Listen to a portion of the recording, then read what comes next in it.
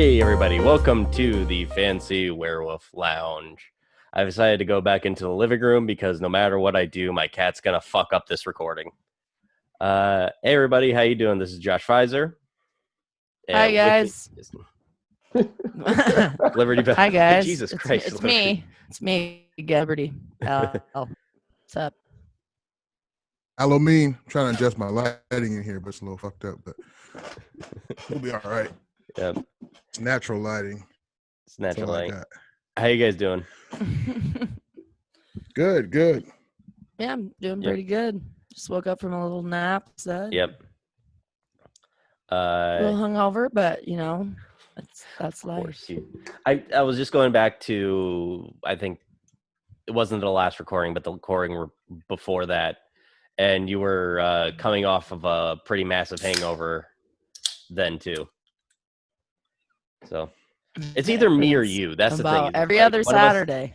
One of us is going to be incredibly hungover, and it's a toss up between which one of us is. So, but today we welcome comedian Day Peace. How you doing?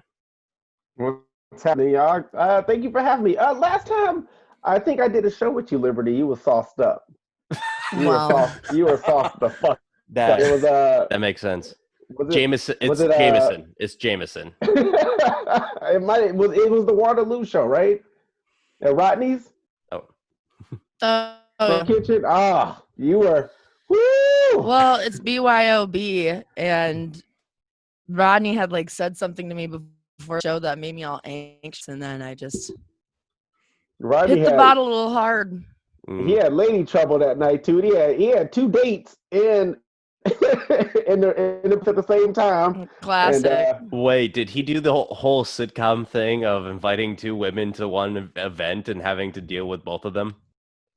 It was like the black version. One of them he invited, the other one just showed up. They did that on they did that on the Fresh Prince too. I mean, it's kind of. So yeah. Rodney. Love him. Mr. Peace, as I like to call you. You sound like a teacher. Mr. Peace. Mr. Peace, raise your hand. No hats in the classroom. Did that also bug everybody else when they watch a TV show and the kids would have hats in classrooms? No, I never noticed it. It was especially in cartoons, though. But you needed the kid with the backwards red hat to know that he was the cool rebel one. Anyway, Mr. Peace. We usually start off our show by asking our guest two different things. One, how are you dealing mentally, physically, and emotionally during all this? Great. I thought you were going to ask me both of the questions, and then I would respond. Well, I'm gonna ask you the one. No, you know what? That's a great question. It's felt like, I don't know, years since we've been going through this shit. So I would say the first year worse. Now things is better. I think as far as mental stability and everything like that. Trying to do comedy when I can, and I've really just reinvested in my family, and with the protests and things going on, I've been a lot more active with those things. But doing okay. Some people got it worse, so I can't complain. Mm-hmm. Well, yeah, and you had your newest child born during the pandemic, your first girl. Yes. Someone had to remind me all the shit that I've actually went through these last couple of months because, the COVID, it's so easy to get wrapped up into just that. Right. But I had a baby girl, and it's game changer. She thank you. Like it's why you have sex. You know what I'm saying? No, it's not. So easy. No, when you have a girl, not why I have sex. Definitely not. I had 2 boys previous, and had a girl really just kind of change things. Had a vasectomy, That's also Yeah. something that happened. So right so when before. did you in the timeline of I don't know impregnating your girl and getting when did you decide to get the vasectomy? I've been get this shit for years, sir. It's been like a court case with my wife. You know what I mean? Like we've been keep going back to court and keep having it like fucking dismissed or rescheduled. And it basically, after she got pregnant with the third kid, felt like, okay, this is it. I've been to do it since the second, and that was 2 years ago. But when we had the vasectomy, or when we got pregnant, we did the stupid ass $50 early pregnancy thing where it tells you the sex of the baby, and they were wrong. They thought we were having another boy. Oh, And wow. so we were like, hey, maybe I should get the vasectomy. Maybe we should try again for a girl. And then when she actually had her first doctor's visit, we went in and she was like, no, it's going to have a vagina. And I was like, that still don't say if it's a boy or girl. So we basically found out we were going to be having a girl. And I was like, this is it. Let's do it. And I had the vasectomy a week before gave birth. Okay. Yeah. How was the healing on the vasectomy? I'm gonna be honest. I feel like I had one of the best vasectomies on earth. Like I feel like that's a smart move. That's a very smart move. Because then you're both out of commission for a few weeks at least. Both, you know what I mean? Not even on that. Right. That's good timing. You did that. Good timing. Aloe, you speaking to you preaching right now, brother. Like it all lined up perfectly. And I had a black doctor. He let me put on my own playlist, so I got my boss snipped to this Gambino playlist. It was I had the strongest drug that they can give a man. Like when my wife gave birth all 3 times, her medicine was not anywhere near what they gave me for my nutsack. So I just literally was popping pills for about a week, and I healed up, was on the couch, and it was great. Watched the Netflix show, and it was good. All right. I recommend it. Good. Highly recommend it. Yep. Yeah. And leading to the second question, what kind of media have you been consuming in the past, or just recently, we'll say? When you say media, like the news? I mean anything. Music, like, movies. You said Netflix. What show you got into? Yeah. I'm probably lying. I don't like Netflix as much as I used to. Not because that cutie shit. Like, my favorite is Prime. Prime Video I fuck with so hard. And I recently got into British shows like BBs, but not like, big black, cops, whatever. Like the I love those shows. And there was this show about this kid, and I went through a rabbit hole. It's called The Missing, and it was just phenomenal. So yeah. And then I for my vasectomy, I actually did the HBO Stars, or I did the HBO free weekend for smart. 7 days. And so I just watched a bunch of HBO shit, including The Watchmen, which I thought was phenomenal. And I got caught up on IQ or shit like that.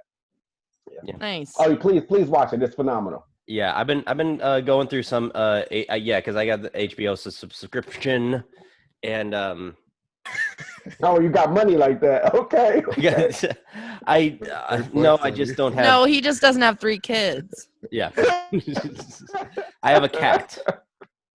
But yeah, I've been watching stuff like Avenue 5, that sci-fi comedy with Hugh Laurie, and they do have this great Turner Classic Movie collection. I've noticed a lot on streaming networks, they don't have a lot of them didn't have like old movies, and to just have like the Turner stuff is pretty cool. Anyway, that's my series, but yeah, I'm invested. I just binged Psychic Kids. Psychic I just Kids. Binged it. Mm-hmm. Is that a reality TV show? Yeah, it's a show about kids who are psychics. Isn't that the premise of like every other horror movie? Is that a kid has supernatural powers and he's creepy as fuck? Like, There were a couple of on the show that were really creepy. The rest of them seemed like pretty normal kids that just Shouldn't can they connect to know spirits. all the problems? How do you have other type of psychic? So clairvoyant. Yeah. When people say psychic, I think predict the future. Like, how are you going to have any problems on the show if everybody knows what the fuck's going to happen? It's funny, like, so basically in the show, these kids are like kind of just like, you know, getting used to their abilities or whatever, like figuring out abilities, and they like need mentorship. So like older psychic mediums will like come mentor them because a lot of times they have like some sort of, you know, spirit living in their house or whatever that creeps the shit out of them. And like another psychic will come in and like teach them how to like protect themselves from negative energy or whatever. And yeah, it's actually quite interesting. I don't know. I liked it. A lot of people don't believe in that kind of shit, but I do. So I'm not going to say anything. And like the kids Why though, not? they would like Podcast. they would like Josh, What's your opinion Josh on is psychics, just Josh? well, one, he's a cynic, and two, I'm not a doesn't cynic. believe. I'm a skeptic. All right, that's Well, totally watch the different. show and see what you think. Yep.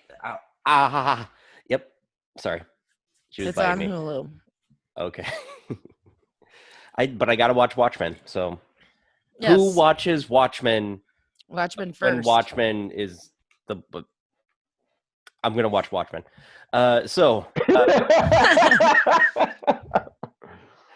Dave. Oh my god. I love it. We having pussy problems right now, sir. This is great. Oh, you have no idea. You have no idea. This is Anyway. early though. Every episode, usually it's like halfway through. It's in there early Yeah. because you're Oh, talking shit about Chanda, we psychics. love her. Yeah. Cats are psychic. She can't hear you because I have the headphones on. But Day, why don't you she tell can us hear me. a little bit about your She's psychic. She's psychic, so tell us about your journey into comedy. Are you still based out of Mason City? Yeah. No, Like, I don't. I used to live up there, so I understand that little groan you have. Yeah. Yeah. No, I guess you can say that. I mean, I'm 40 minutes north, so I'm in Lake Mills, so I'm right on the border of Minnesota. And I mean, for the last 4 years, yeah, you can say that. That's where I've done most of my producing, as far as shows that I've done in the area, as far as North Iowa. So yeah, I guess you can say it. I just don't like it. Like I do shows, or if I do like podcasts or any of these formats, people will say that, you know, from Mason City and I'm like, nah.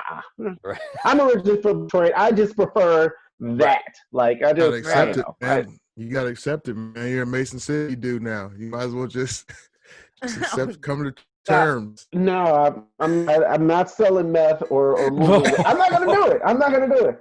I will say this: after 4 years, I just got my Iowa driver's license. I was like refusing to do it, but it's a fucking election year, so I guess I had to. Like 4 years ago when I moved here, I'm gonna be honest with you guys. I didn't want to switch. I didn't want to switch my ID. That's kind of the reason why. You're the reason. You're the reason Trump got elected. And I was like, hey, he won't win. You know what I mean? Like it'll work itself. Oh my God! Do you That's remember why he that won. simpler time when we didn't think Donald Trump was going to win the election? I fucking thought he was gonna win. I literally cried myself to sleep and would not even watch the results. And then I woke up in the morning, and the first thing I did was look at a source on my phone, and I just literally started crying again. And then I cried for like 3 days straight. That's It was so awful. sad. That's fucking Worst part terrible. was like still with Maddie then, and he was like all excited about Trump winning, and I was just like, Wait, what? I want to murder you right now. Of course, he's one of those. Okay. Yeah, No, like I think for him, he wanted to see him win just to see him win. It wasn't like anything really political. Why he won too, because everybody had the attitude. I feel like a lot of people. Right. Remember in high school, when people would sometimes just elect a dork to shit just to fucking have a laugh. That's what Trump. Well, that happened to me, so there's triggered. some people who really like him. Though. And this is like literally the story of how Liberty became the class president in your year of high school. Thanks, Al, for the. It might have happened to me. I just don't know it too. I was vice president too. They might have just thought it was a goofy idea to be in too. I don't know. No, could have been. We talked about that once. Well, I am dumb and was unpopular in high school, so I never got to be student council things. But no, Day. Yeah, I thought it was interesting because when I first heard about you, kind of, but we'll say Mason City center comedian. Yeah. I'm originally from Charles City, and yeah, I hate that place. What? I hate that place. Charles City. Yeah, I get it. No, I'm not gonna get all offended about it. Like I get it. But yeah, this like the Northeast Iowa area just seems I hate saying it like this, but devoid of culture. I don't know if. Oh yeah. I mean, that's a nice way of saying it. Yeah. With a PC way, of course. I like it. Yeah, and I still like love where I came from, sort of. Well, but if it ain't broke, don't fix it. They don't feel like they need to learn broke. to grow. They're It's just broke as fuck, they're dude. just doing what they're doing. Well, people Farmers. don't change unless something else comes. Okay, so the farmers. I'm sure it's a little tweaked now. Now that Day's in the area, it's a little different than it was before Day was there. The scale is tipped. It's never gonna be. I mean, you came from a total opposite end of the spectrum. You came from fucking Detroit. That's got to be crazy to come anywhere in Iowa. Just fucking nuts. He was before living in Arizona. Yeah. How long were you in Arizona? That's a step. That's a step in the white direction. Yeah. I was in Arizona for 6 years. That's when I really started doing comedy. Right. But from Detroit, I went from Detroit to Minnesota. Then I came to Mason City for 2 years, met my wife. We went out to Arizona, had our first kid, and she started like, hey, I'll be near my parents, and I want them to be a part of his life or whatever. And so we moved back. We moved back from So we moved back from Arizona to here 4 years ago, and I would say this as a black man, there was a huge stigma of black people living in these particular areas, especially from like Detroit or Chicago or St. Louis. I feel like I've been able to say, hey, we all don't do A, B, and C, D. And with doing comedy area, also being a little bit more involved and you definitely have a positive impact on your community, like it's awesome that I mean, you do probably open a lot of people's eyes to, just being a little more open-minded and not, judging a book on its cover or what the hell ever. Like that's a good thing. I appreciate and I mean, you're such a, zesty, fiery, passionate person. Like it's, I mean, everyone who goes to your shows has fun, so. No, yeah, it's definitely positive, like for not just the community members, but like for other comics, because you produce a lot of shows, and it's always been really fun to work with you. Thanks. I'd say there was a lot of pressure. I feel like there's still pressure, if I can be real with y'all, even today, producing shows, because you don't want to alienate everybody. Like it's always a lot of thought into the shows that I put on and the people that I bring out here or whatever. But I think we've won more than I've taken any L's. So now I'm at the point where I'm a little bit more comfortable doing shit that I want to do and kind of having more fun and being more loose with the thing. That's good. I remember, and you've earned it. Yeah, I remember seeing. I think it was like the Mason City Community Center or something. You put on a show with I forget the headline. Yeah. Yeah, it was, but he was great. Everybody he had on was great. I mean, I think that was the first time I saw Josh Francis perform. Were you talking about the theater, or are you talking about the banquet hall? The banquet hall. Yeah. Okay. So yeah, I mean, it's like I said, if I could have predicted how things would have gone the last 4 years, I don't know if I would have said I would have been able to do all the things I've done. It's still challenging because like that particular place, they're now selling the place, so there's no more shows, that I'm doing there. Then I was doing a monthly show at a brewery, which Aloe and Liberty have both been to. They're not opening their doors until 2021. So it's been a challenge to like, what am I going to do next in this area? I did a show at the Mason City Community Theater, which is where I recorded my album, and that was beautiful, but it was so much work. I just thank God that I was to do that like literally a week before everything shut down. So wow.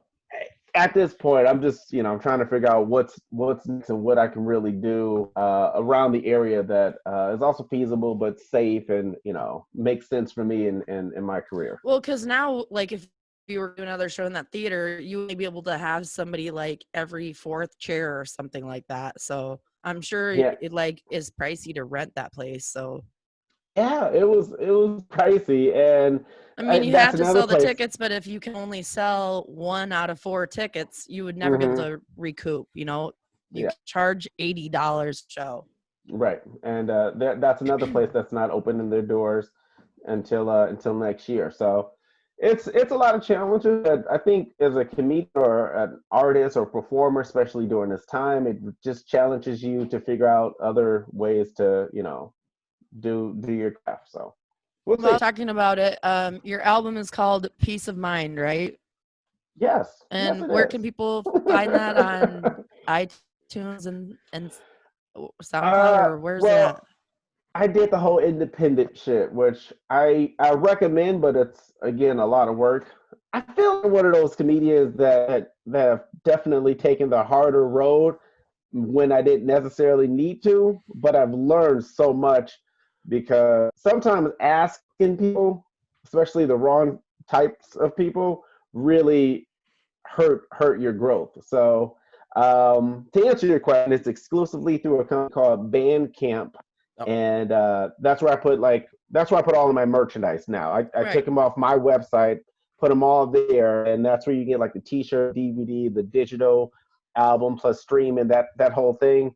And at the same time, I also release singles on all of your streaming platforms. So Spotify, Apple, Google. Like I put just a couple of tracks from the album out so that you can just basically get a taste of the album.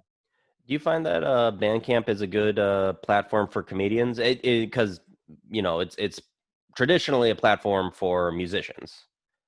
So it is. Yeah. No, it was. Yeah. I want to be honest and say I did a lot of research, but I didn't. I looked like 4 sites, and Bandcamp was like the second one I looked at, and I just basically went back to it. And yes, they're very heavy with music, but they do have a really decent catalog of comedy as well. So no, for me personally, especially doing independently and figuring out how do I distribute this.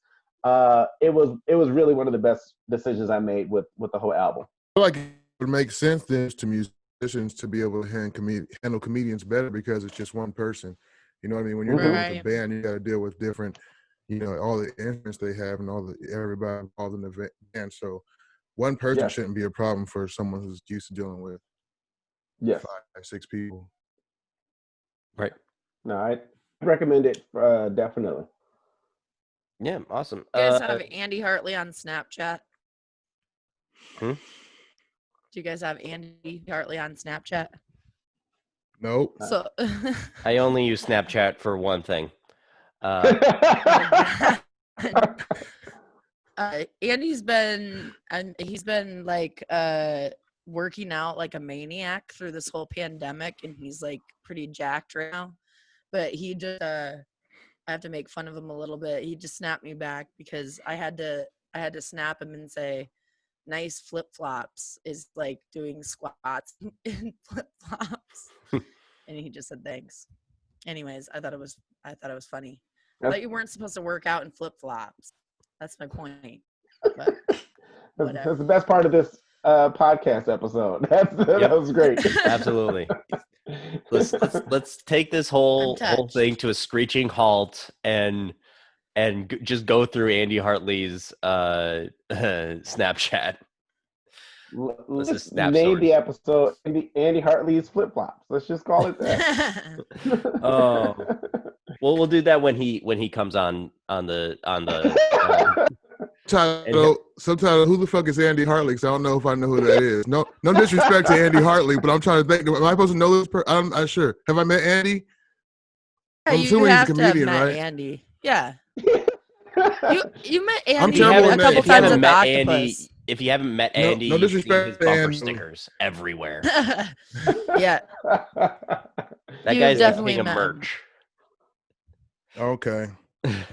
I don't know. I think Day Day is kind of. I mean, I would say he would give Andy a run for his money in the merch department. Only from the perspective of, I would say, consistency with selling. Andy makes like his own shit. So I go through companies and people.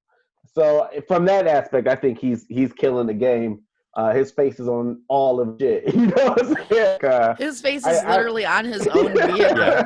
It says you're following comedian Andy Hartley, and then it's like follow me on Instagram or what the fuck ever. I'm looking. Are we gonna have him on before October? I'm off social media for the month, so when I get back on, yeah, we can have. I mean, it depends on if the schedule works out, but I think we have a few people booked through. It'll be in October when he's on. I think.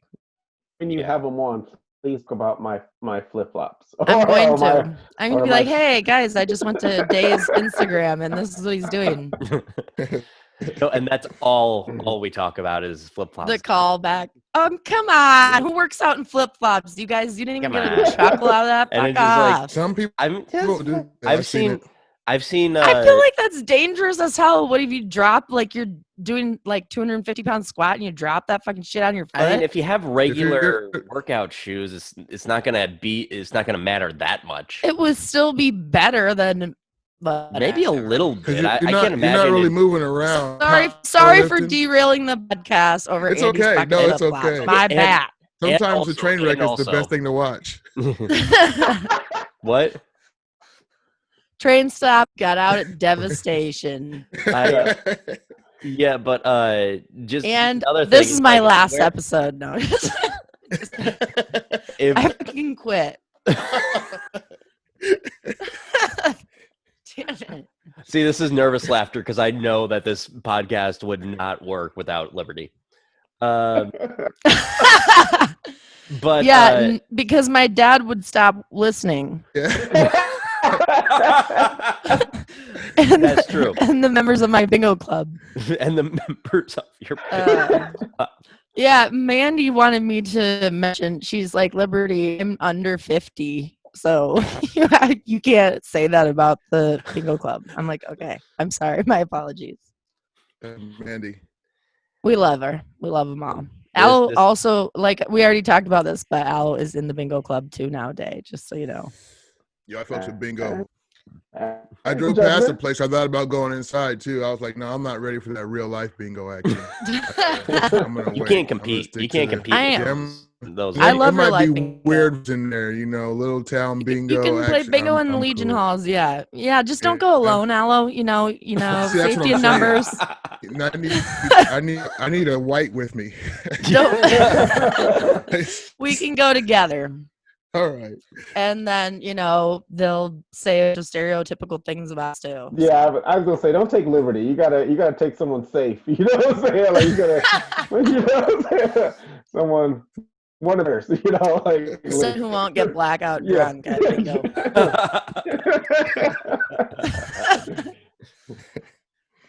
Bingo. No, we'd be safe. I'd make sure Al was okay. if Aloe wasn't on the podcast, it wouldn't work either. Got to keep him alive. Yeah. No, first things first, we'll just show up in Aloe's work truck, and then everybody will be cool. Like, oh, he drives a semi. He's cool. He's all right. Yeah, it usually does get me a pass. Does. Yeah, let him into the bingo club. That job, they act like it's something noble or some shit. You got your CDL. You're all right, man. Yeah, because you know something about about truckers. They definitely have not gone from coast to coast murdering hitchhikers. I don't know any that have. I think there's probably like one or two. Maybe one or two. Well, those would be independent contractors. Yeah, they talk over the CB. You talk about your crimes with each other. Yeah, we share things. I tell that his CB handle should be Vera Wang. Why? That's my dick's name. It works better as a pet. Get it? Okay, his name is Aloe. Aloe Vera Wang. That's a very talented fashion for that designer. joke, Liberty. And it's Guys, funny. That's way too much. But that's the best part about it is explaining. That is not. Yeah, no, exactly. Okay. What happened to Explain the that old shit. adage? If you have to explain a joke, it doesn't work. Sometimes Fuck the off, explanation Josh. nowadays gets laughs. I'm telling you, I've seen it. It's like that. We made it 37 minutes before I told Josh to fuck off. It's been a pretty successful episode. Usually, you I don't just have do that this kind literally every week just to make fun of Josh at some point. Oh, God damn it. I know it makes me a horrible person, but I don't fucking care. What got you three together to do this? Like, how did this come together? Josh asked me if I would do it, and I was like, and then he said Liberty's in it, and I was like, all right, I'll do it. So, okay, based off of the story you just said, it's just like Josh sitting in his house with his cats, and they're like, he only has one cat, okay? Yeah, I know, but in my mind, there's multiple ones we can't see. In your mind, he has 10 cats. He's like, Aloe, please do this to me. And you're like, I'll do it, but Liberty's got to be a part of it. So you guys formed this. This is great. I don't really remember exactly how the conversation came up. I don't know who or what. I don't. It was something especially, it with the pandemic, it was kind of just we wanted to do things. Yeah, it was kind of either in the ramp up or right after the whole lockdown stuff. And I think, we just wanted to do it for a while. And I talked to Liberty about it, and then she put out a Facebook message, and I think the only one who answered was Aloe. So yeah, that's kind of how we it wasn't like that. No, I don't remember. It wasn't exactly. Nah, that didn't happen. I did ask Aloe to do it with us just because I feel like he's Josh fucking hilarious. I thought Josh asked he's her. fucking hilarious. I'm pretty sure I said to you, well, let's get Aloe in on this because I love working with Aloe. Are we going through a really low stakes version of Rashomon right now, where we each have different versions of how this whole? Well, I'm gonna tell you right now, I didn't put out a fucking Facebook message and be like, "Hey, everybody who wants to be involved in our podcast," like, I'm gonna actually. I specifically wanted Aloe on the podcast, and we got him. So I'm gonna go through your Facebook stuff, Liberty, and I know what happened. I remember. Yeah, and I had put out that I was gonna start. I put out that I was gonna start my own podcast, and then Josh hit me up a little bit later and was like, I think he saw that, and we talked about it, and he was like, he's starting one. And then I think a little bit after that, Liberty said she was a part of it. But I already said I was down or something. I don't fucking know, but here's the deal, man. Anyway, we don't know. We don't know. It just happened. Well, you know what the then weird here thing we about are. it? You know, Josh named it. Aloe and I want everyone to know that Josh named the podcast. We had nothing to do with the naming. It's a good name. It's a good name. That's what Dad says every time. When he's like, "What's the name of it again?" Fancy Werewolf Lounge. He's like, "That's a good name." Yeah, they're like, "Why is it that?" And I'm like, I don't know. Yeah, that's what it's called. Sticks with you. Come on, guys. Get with it. Anyways, so yeah, What- basically we're a bunch of degenerate and we did podcasts, so we're doing it together. But the weird thing about it is like talking to like a lot of comedians, like, oh my God, guys, this is so fun. It's just like, I never thought about doing something like this. Like, you're a fucking comedian. You've never thought about doing a podcast? Literally, that's the only thing we can do except for stand up. Like, come on. Right. Maybe a web Well, series. I had It's definitely not the thought only about thing it. you can do, I still but- might eventually do mine, but I don't. Yeah, Have Elo's my gonna own. just start his own podcast and just leave us out of nowhere. He already has told me all about his secret plan to. All I have is just a name. Oh, what's the name of it? Overtake the 25 people who watch this show. Yeah. I worked really fucking hard to get those 25 people to watch this shit. I Okay. appreciate each and every one of them too. Thank you. I really do. Oh, I'm gonna pat myself on the back because no one here loves me. Oh, come on. Just kidding. You guys all love me. Yes. People watched it as well. I thought it was just audio. It's pretty much primarily. Oh no, yeah, we put it video. on YouTube. Yeah, YouTube Okay. seems to get bigger numbers than any other audio thing for some reason. So Yeah, because people want to see people See put this. juice on the fucking ukulele. People want to see Forrest juggling and shit. Yeah, And by the people way, want to I look think at we my should start beady that. little balls. That's like a segment. If you have a special talent that's not like comedy related, think of it and break it out at some point. If you don't, that's okay. Hell It's no yeah. big deal. Running trend for like the past 3 episodes, right? 3 or 4. Well, well, something like that. Yeah. Josh, did you ever have you gotten up to date like with posting the I'm getting there. shows? Or not? I'm getting there. I seriously. Are we 3 weeks behind? You guys into 3 trouble. weeks. Sorry.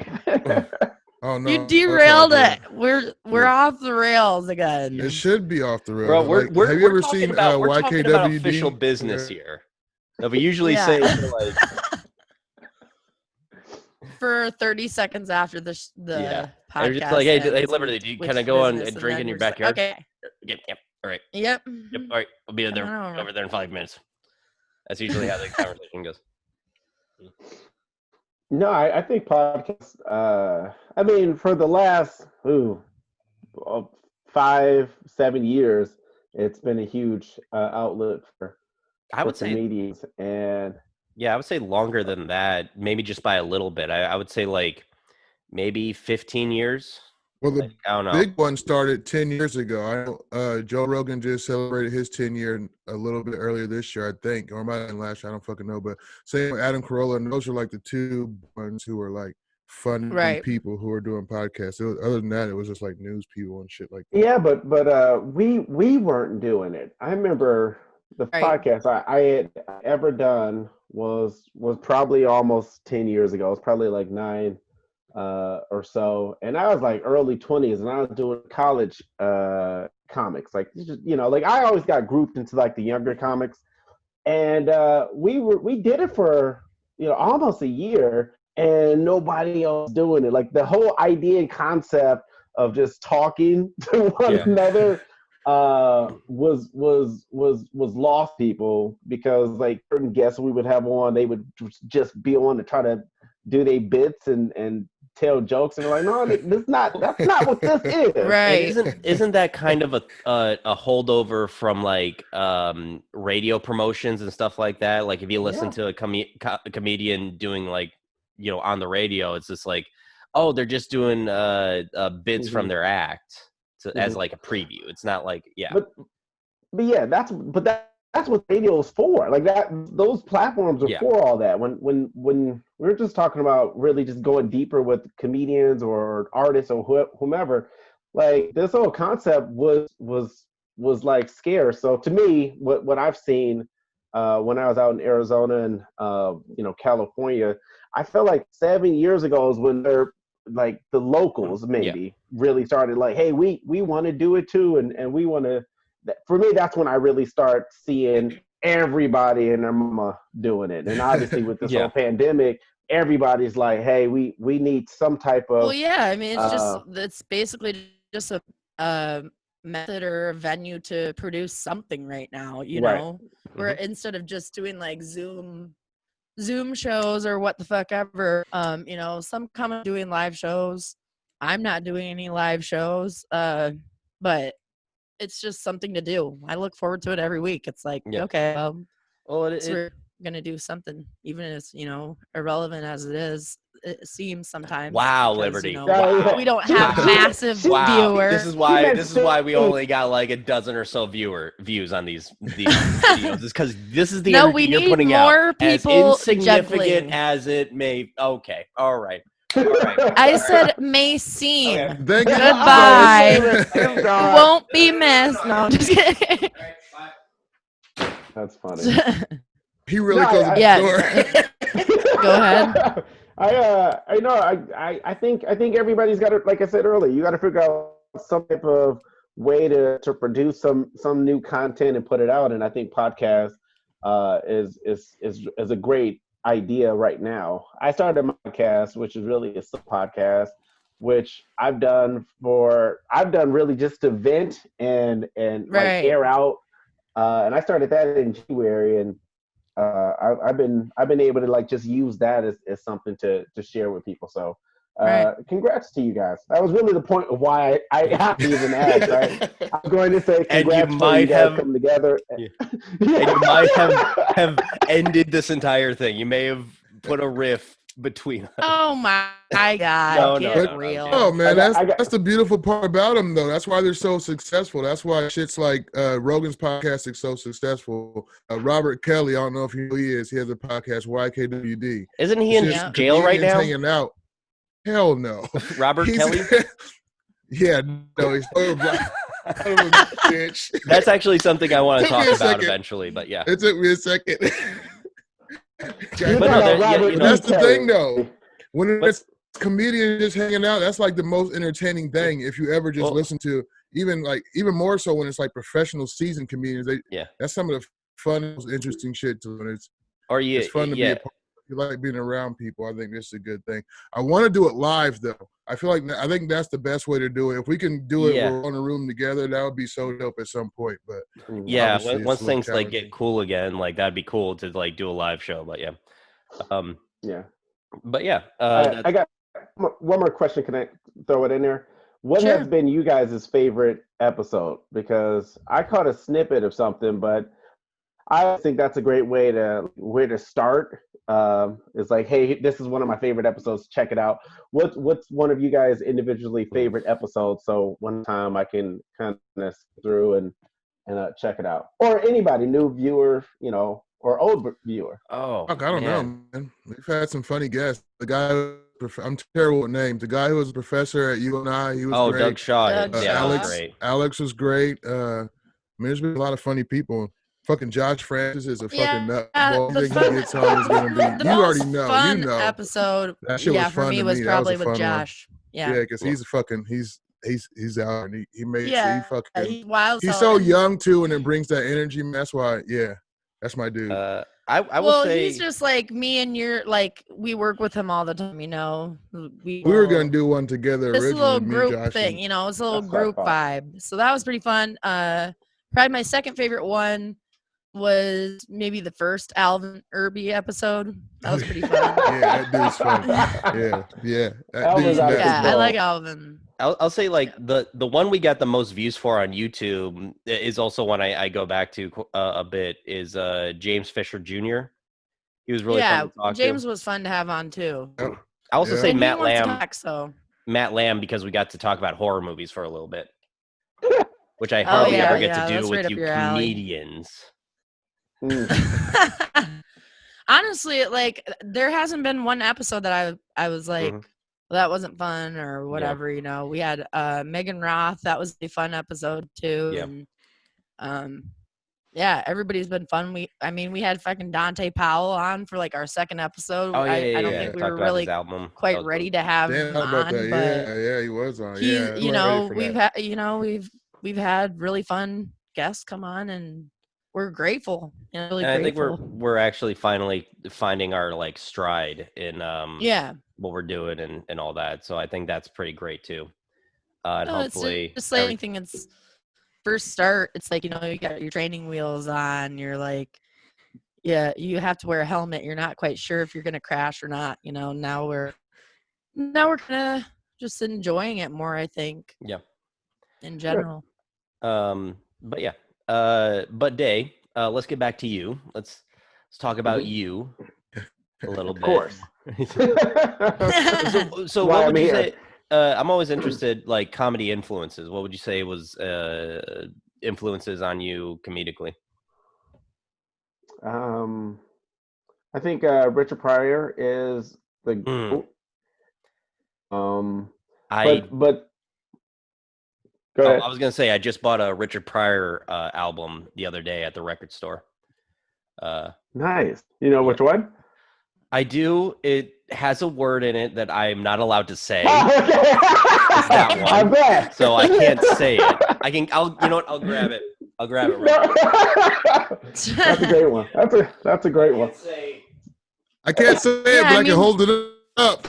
I mean, I'm just not, watching him. I can't. Watching him perform, Richard Pryor perform, is like one of those, like for me, even out of, you know, out of body. It's like it takes you to just like a whole different level of like just seeing where this can take you, or like what it takes to be truly legendary at comedy. Mm-hmm. No, he's just so much fun to watch.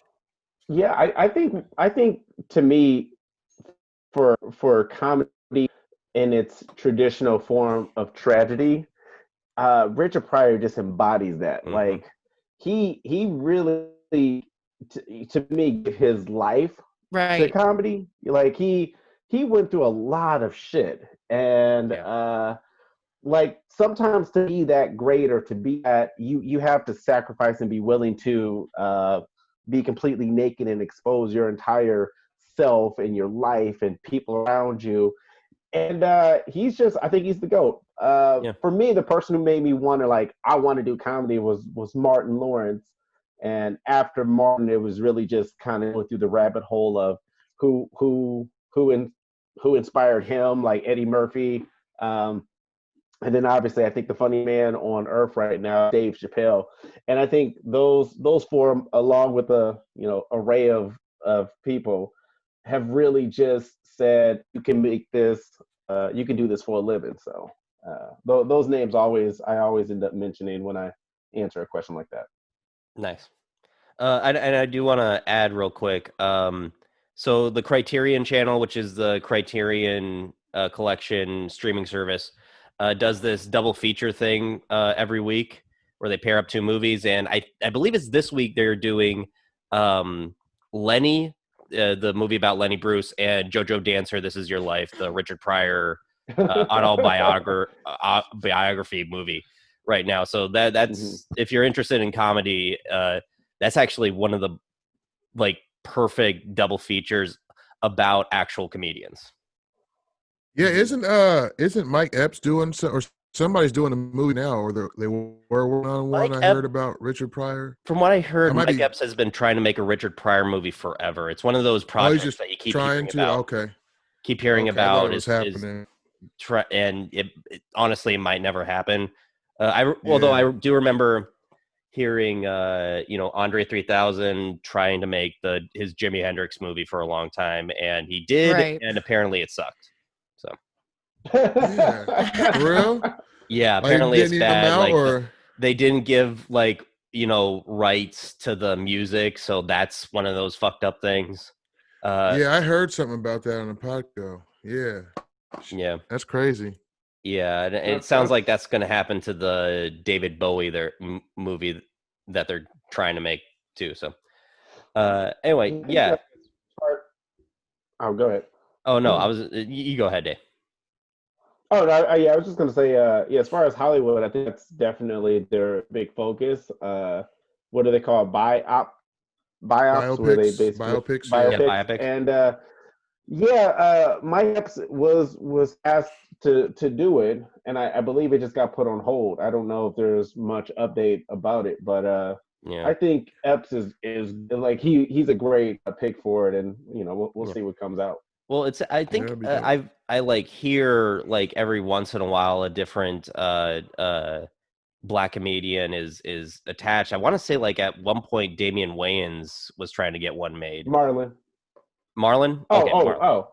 Okay. Like they just want to do their own, or yeah, I feel like there's different movies trying to be made right now about that kind of thing. It's like back in the mid 2000s when there was 2 Truman Capote movies being made at the same time, or like I think there was 2 Alfred Hitchcock movies being made at the same time.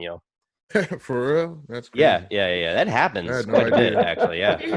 That's nice. Okay, so I looked it up, and they're not doing the biopic anymore with Mike Epps and Richard Pryor because it was a Weinstein. Oh. It was going to be a Weinstein company project. So. Damn it, fucking man, guy. just all the like. That fucking douche. Yeah, I mean, but I'm just thinking like all the movies that like had to fall by the wayside because of all that bullshit.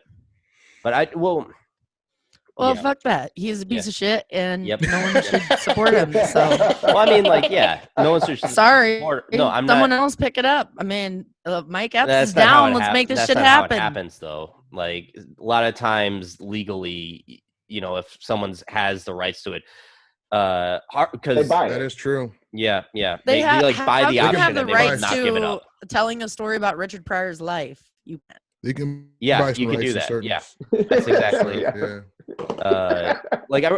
saw there's one other thing. Like I saw Kevin Smith talking to, because along with doing podcast and a movie once every 3 years, Kevin Smith just does other Q&As, and he was asked about a Dogma 2, and fascinating story about like that, because like that movie specifically, Harvey Weinstein owes the rights to, so he can't make a Dogma 2 unless Harvey Weinstein was involved.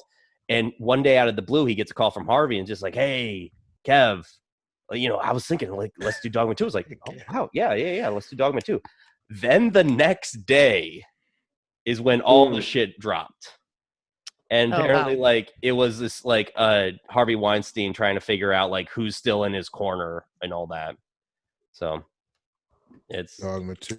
I feel like there doesn't need to be a Dogma 2. That movie was great by itself. I don't need to Kevin Smith right now is just making sequels to all of his other movies. Yeah. Like he just did that. I saw part of that new Jay and Silent Bob one. I didn't get to the whole thing though. It's not because it was bad. I think I just had something to do. It's fine. It's okay. It's an easy like watch for like a Sunday afternoon when you got nothing else going on. But other than that, it really, and they're apparently making a second Mallrats one right now, so there's that too. Mm-hmm. So, anyway. So Dave, what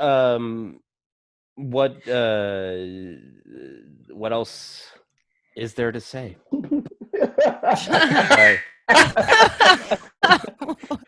Well, I thought you wanted to talk about Chris Evans' penis picture dropping on Instagram. Oh, I was hoping y'all forget about it.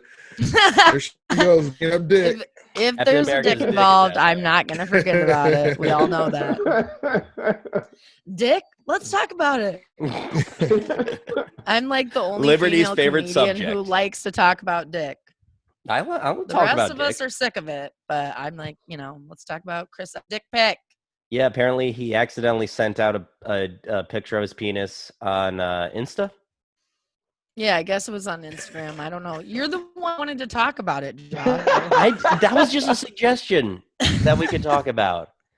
And he did, and it looks like a penis. Like, it's one of those things. It was a very advertised penis, and people are talking about it.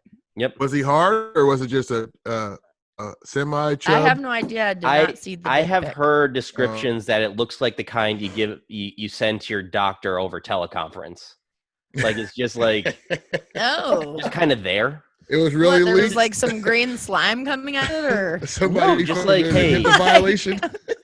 Why is he sending a dick pic to his doctor if there's not something wrong with his dick? That's not what it was. Is that like a normal thing people do? Just send dick pics to your doctor? Oh god, it's fucking funny. Because doctors are on Skype now, so somebody could have took a screenshot, but it's like you could just imagine going to the fucking STD clinic. No, he posted it himself. He accidentally posted his own dick. pic. Well, it's something I remember a couple of years ago. So maybe he was sending it to his doctor and he had it in his file and he just clicked the wrong thing. He was sending it to his doctor while he was on Instagram. Oh, yeah, okay. No, that's not what happened. I heard somebody describe it looking like it was a picture. It was just like, it's a dick. It's there. There's nothing really spectacular. It's not necessarily hard. It's yeah, I think it was just like everyone said it was an average dick. Yeah. All my pics have capes on it, so that's how you know if it's a legitimate Halloween dick pic. It's got to be a cape. Yeah, I hear you. I want to get a tattoo on it or something. Like I need something very distinctive. Oh God! I feel like Chris, first a vasectomy and now a tattoo on a dick. You're really going hard. I don't think it would hurt. I mean, I don't think it would hurt that much to get your dick tattooed. Not that I have a dick, but I have a lot of tattoos, and I don't think that would be. I don't necessarily think that would be the worst place to get tattooed. Well, I guess. See, my thought process would be like maybe I'll tell people I got a tattoo and like put like a sticker or something, one of those rub on. Yeah, that way, like when one of those temporary tattoos that you lick and. Yeah, well, maybe I don't know. But yeah, like that way when it gets leaked, I can be like, "Nah, guys, that's not my dick. I have, But people then think you I have to a back tattoo it on up.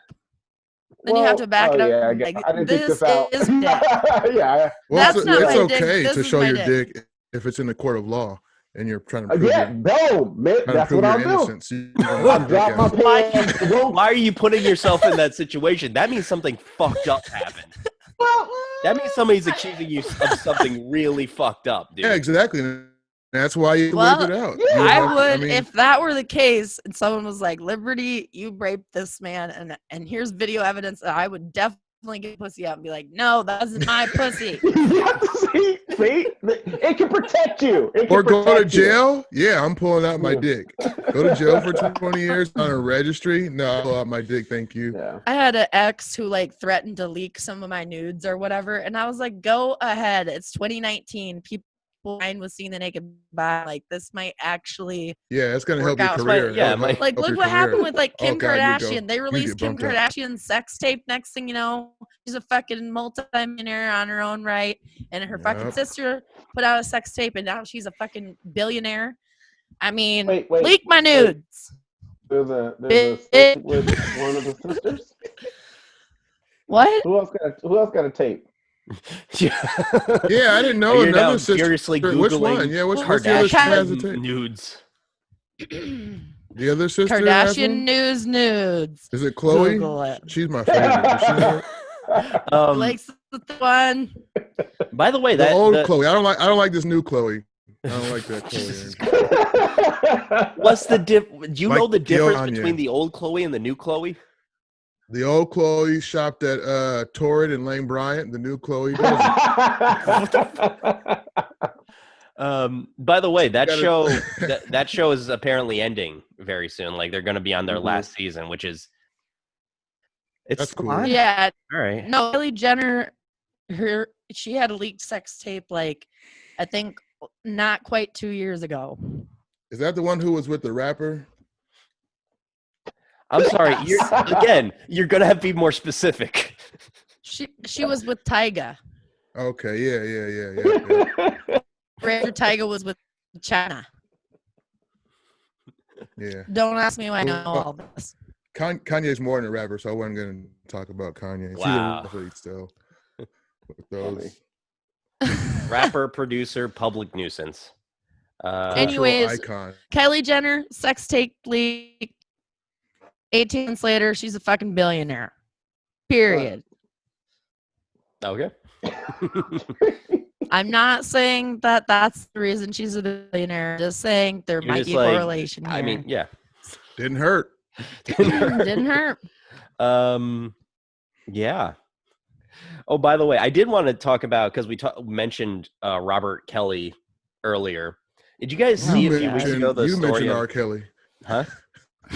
You brought him up. You brought up Robert Kelly. You brought up R. Kelly. You brought up. Yeah, we're saying the same thing, but we're like, yeah.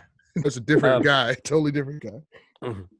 Robert Kelly, the R&B singer from Chicago. What about him? Apparently, he's getting the shit beat out of him because everybody's on lockdown because his fans are always outside of the prison. So because everybody's on lockdown, everybody's just beating the shit out of R. Kelly right now. I mean, I would assume that they like have to sequester him and like to protect him. That's what I would assume too. I don't know. But I don't know how much that's true. Where's your source from? I mean, no, I've like he's been assaulted because if I put R. Kelly assault, most people I'm sure are probably assaulted some other stuff. Because he was having sex with 13 and 14-year-old girls. I mean, yeah, I mean, not that I'm even concerned about him getting beat up, but that's usually what happens in there. But with a celebrity, usually they have money. Yeah, usually pretty protected. Yeah, I was gonna say the same jail thing. Could get in trouble too if they let them get fucked up. Honestly, with COVID going on, I would say that probably. I'm getting this from USA Today. The headline is R. Kelly remains locked up despite jail attack. Judge to mull whether to release him on bond later. I mean, jail attack. I can attack someone and not beat the shit out of him. He's not getting out. Yeah, I would imagine there's some type, like there's some truth to it, but until I see like a video or do a press concert, it's like that Mr. Big video. Last I checked, they don't let you do press conferences from jail. Oh, this is all through. You remember You remember the download where he gets beat up by Mr. Big? Like that, then it's hard to believe it. He was on the phone talking shit. To spit in his piece. I mean, no, I totally believe the USA Today story. Like, I could see R. Kelly being like, "Yo, when I passed in this hallway, knock me around a little bit. I'm trying to get myself out of here," and using that. I'm getting my ass eaten here. He's like, you know, Jesse Smollett. Yes. He's like, he's Jesse Smolletting in the prison. He can get released, but he can't release. Yeah. So he's just drawing at straws to try and get out. Well, here's the thing. I honestly like the narrative that his fans are fucking things up so much for him. Because there's still like loud assholes still defending R. Kelly, still saying like he did nothing wrong, and I've never heard of these people. What? Don't tell me that I've they never don't heard anybody defending him. I know people who say they still play his music. There are people that defended him all over, especially. Are you fucking around now? I've never heard of anybody defend R. Kelly.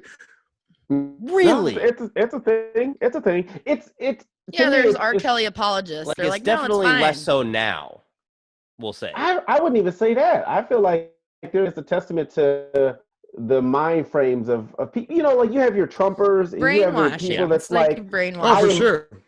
I love this person no matter what. Right. And I think that's like you have to look at your favorite celebrity or your idol or your hero, and you got to say, hey, if this motherfucker do this, would I still support them for these arguments? Like 100%. raping girls and peeing on them is not that's not the line. Like they need him to do way more in order for them to support him. So I mean, Charles Manson had groupies. A lot of people still fuck with people, and I've heard people defending some people Bill still Cosby. I just haven't heard of Charles Manson too. He gets like thousands of letters a month from fucking fans. You know what I mean? Is he still alive? I thought he died. Oh, he's dead. Oh, he's dead? Yeah. They ordered them to me now. God damn it. Oh. Yeah, Al lovingly responds to each message. And here's the thing: of all the serial kill, well, not even a serial kill, of all the like notorious figures to stan, I can't think of a more boring one than Charles fucking Manson. All he did is talk a bunch of shit. That's it. Like, get your shit together, goth girls. Well, he convinced people to other people to murder other human beings, to have that much power over somebody else. No, like it was follow you blindly, drugged out con artist. That's it. And they were just, I mean, they're the typical people who are susceptible to that thing. They're. I mean, fuck, it was the '60s. They were lost. Okay. They were wandering. Yeah, they were looking for something. People who do drugs are susceptible to drug addiction. Most of them do not go into people's homes and murder and write messages in blood on their walls that their fucking cult leader. I honestly tells them think to that write. this is giving Charles Manson too much credit. He was a fucking idiot who lucked into If you think it's always someone to kill for you, let's not act buddy. like he was some kind of fucking mastermind. He thought if it's so easy, he got into an encounter with a black drug dealer, and after he shot the guy, was just like, oh no, I shot the Black Panthers. The Black Panthers are going to come after me. Like, he was a fucking idiot. Sorry. Wow.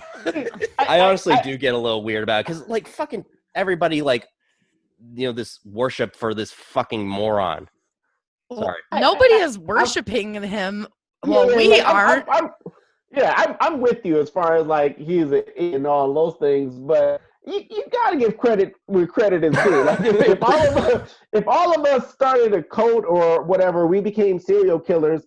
I want the least of the work possible.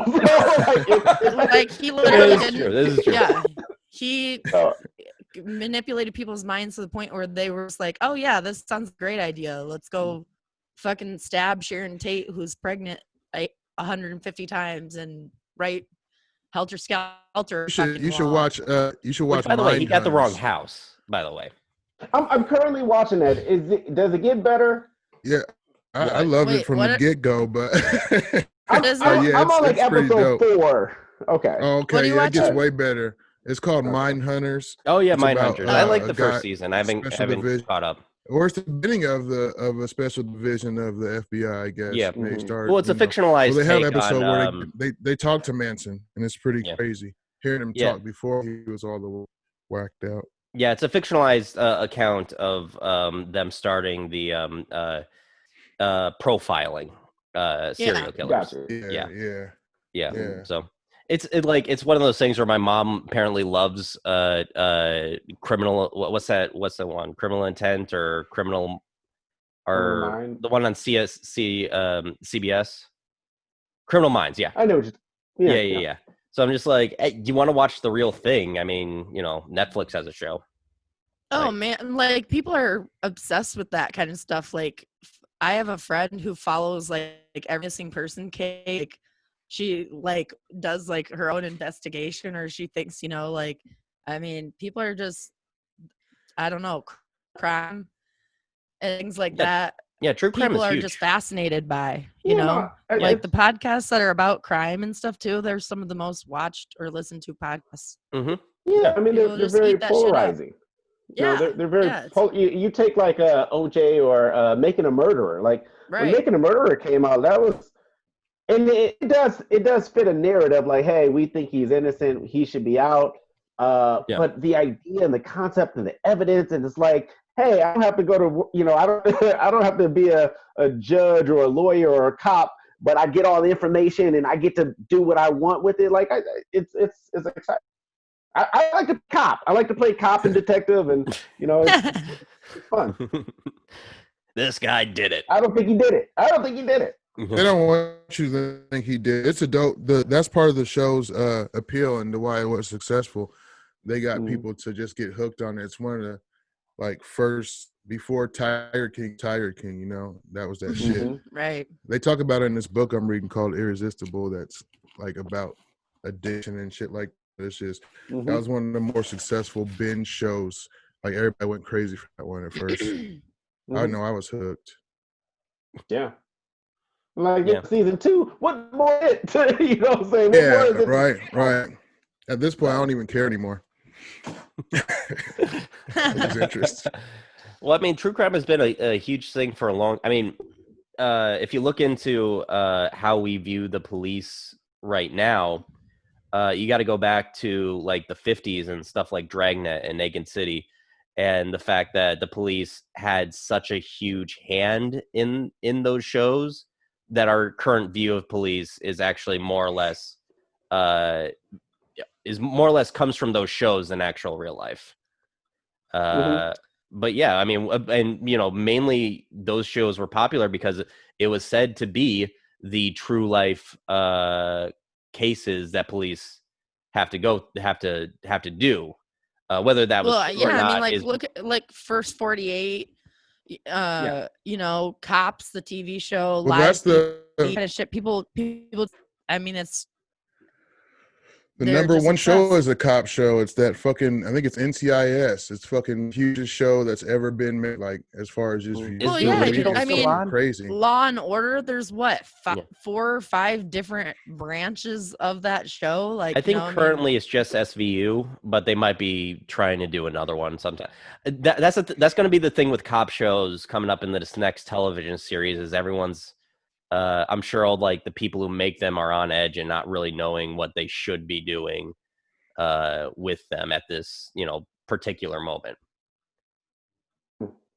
Yeah, I guess I don't know if it'll be affected at all because it's just like that's what people have been watching forever. I mean, look at the Andy Griffith show, like you said, Dragnet, Hawaii Five-0. Like, there's like a long history of people, enjoying this kind of media. So, I mean, and yeah, now so many of them, even Dexter, which was a serial killer, a show about a serial killer, but also, highly involved with the police, as a blood splatter analyst or whatever. Especially and then after you've got whatever CSI Miami and all. I mean, just you can go on Blue Bloods. There's so many fucking shows about that kind of stuff. Surprise, Dexter motherfucker. broke my heart. Dexter broke my heart. I thought Dexter was on pace to be one of the greatest shows of all time. Yeah, it got bad. Yeah, it did. I mean, that was the best line of the whole show, bad. though. That was the best line. When he said, surprise, motherfucker. I was like, oh, yes. I mean, Ghost is one of the best characters on the show. Yeah. Didn't they kill him so over the top. At season 2, so... Yeah, he gets 2 seasons, and he's still, out of the 8 seasons, one of the best characters on the show. So. Right. Yeah. Well, I think the problem with Dexter is that it tried to be more elevated than it actually should have been. Like, it's a pulp show. It's kind of a trashy show. It's let's face it, we watched it because it was super violent, and it's like, oh, it was fun to like have the serial killer be the hero. I feel like that's all shows. Well, most shows, like, they just tell after a while because you only write maybe 2 seasons before you get actually picked up, and you're gonna start writing just to fucking produce to keep your job. Yeah, mostly one, real. So yeah, for sure. So I feel like after about the 4th or 5th seasons of most shows, it's just like y'all still watching? We're still writing. Fuck it. Well, like that. It's like the same people really get inside the mind of criminals or a murderer or whatever. So to have the show from the serial killer's perspective, and at the same time he's investigating his own fucking, after they found out who the Golden State Killer was, like that's gonna be iffy to rewatch. You guys are familiar with the Golden State Killer? Yeah. Forgot. Turned out to be a cop. Rewatch. Yeah. Are you talking about rewatching Dexter? Or, Oh, okay. Yeah, no, I can't do it. Dexter was, like, show came out, my favorite. Like, I actually paid for the Showtime subscription. Like, every time. That's how much I love That was Dexter. before the 3 kids, though. That was before streaming, too. Like, that was like you had to get cable. Yeah, exactly. Jesus. And, again, I thought the first 4 seasons was remarkable. Just the last great TV. Yeah. The last good season is the one with John Lithgow. Yes, which is season 4. And after that, of course, everybody loves John too. He's awesome. Yeah. Mm-hmm. Kind of what you were saying, Alola. I think most of these shows, and the reason why I'm mad at Netflix is I feel like they only write season 1. Like, they only write to not get canceled. And so all the energy and effort goes into that first season. And then when they get that pickup, they're like, all right, what are we going to do now? And that's what I think they did with Dexter. Like, they wrote it so well, and then they were like, we're going to pick it up for 2-4 more seasons. And they were like, uh-oh. We got to just write some bullshit. So it's why the British model is is much better, especially with like hour-long dramas, because, hey, we're just going to do what we think is good for the story. We're not going to try to expand it to like 8 seasons. That's one of my favorite British shows is Luther. If you guys Luther is ever get a chance to fantastic. check it out. With Idris Elba. Yeah, love Idris Elba. Let's get Idris Elba on this podcast. I think it's the first time I heard his English accent, and he is South London as fuck. Hey, yo, bro. Yeah. Hey, bro, what are you? Like, I also Love watched him. that show, the Netflix Alice. show. He was on Turn Up Charlie. It's like, hey, yeah, I'm the Turn Up Charlie. Yeah. I don't know if watched this a couple is episodes. yeah, I don't know if it's racist for me to do that accent. That's how like much I don't understand No. British accents. You can do an impression of anyone. Just make sure it's a good one, or don't do it. It's not racist. It's not funny. This is why I don't do impressions, All because right. I'm Well, here's horrible at my them. here's my impression of the Amos and Andy show. Yeah, I'm not gonna do it because if anybody actually, I know it's God. a straight up minstrel show. Anyway, I also one show I watched one's when Idris Elba was on it, and that was really Yeah. cool. Yeah. I love him. yes, Let's have a million more shows of him on it, yes, and absolutely. he never die. Well, we should be. He got the run early. Yeah, I forgot about that. Mm-hmm. All right, we should be wrapping this up right now. Day, it's been a pleasure having you on. Do you have anything to promote? Why don't you go through all the things you want to promote and where people can find you? Hear that? Absolutely. First of all, thank you guys for having me. This was a lot of fun. I think I actually miss the camaraderie of just comedians getting together and just talking and catching up and just bullshitting, because that's a lot of the backstage conversation. That's the best part about it almost. Mm-hmm. So thank you guys. As far as where I'm at, like the album that I'm so much into, it's still out available for purchase and for streaming. So again, if you have what's the album called? Peace of Mind, and it's exclusively through Bandcamp, which all the merchandise that I have currently, it's all through there. It's all currently 20% off. And again, if you have a subscription to wherever you listen to your music, type in Day Peace or Peace of Mind, and give it a listen, give it a like. It's one of my favorite things that I've ever done in my life, especially when it comes to this comedy career, because it's not the funniest thing. It wasn't like my greatest set ever. It was just the best representation of where I am in comedy, and it was just a beautiful. It was a beautiful piece of work. So yeah, check it out.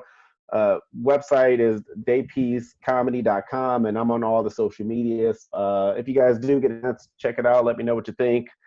Don't let me know what you think if it's negative, because I just thought about that. I don't really give a shit about that. Look, you're not looking for growth. You're just looking to have your ego. That's pretty much it. Yeah, I mean, I know. Like, don't tell me what I already know. It's a pandemic. Just we can only accept these right now. Yeah, we've been through too much. We can't do shows. Only compliments. Yes, absolutely. Well, yeah, so much for coming on, Day. Just appreciate you, and it's just really nice catching up. Thanks for the invitation, and really quick, Liberty is the first, like, she's the first nice person that I came in contact with once I moved to Iowa and I was trying to get into the comedy scene here. So I appreciate you, Lee, and I know I've said that before, but I appreciate you too. You know, it's all about, like we were just talking about, it really is building relationships. People, we're not just comics. We're humans. And it's like, for me, one of my missions in life is just kind, so I appreciate you acknowledging that, and also all the kindness you've showed me throughout the years. We've worked together quite a bit, and we've offered a lot of opportunities, and I'm grateful for that. So thanks. All right. Yeah. All right. Allo, Liberty. Thanks for coming on, man. Nope. I don't got nothing. I'm gonna be at an open mic soon somewhere. I don't know, but hopefully maybe I don't know. Hey, have you guys done a show during the pandemic, or do you have any upcoming?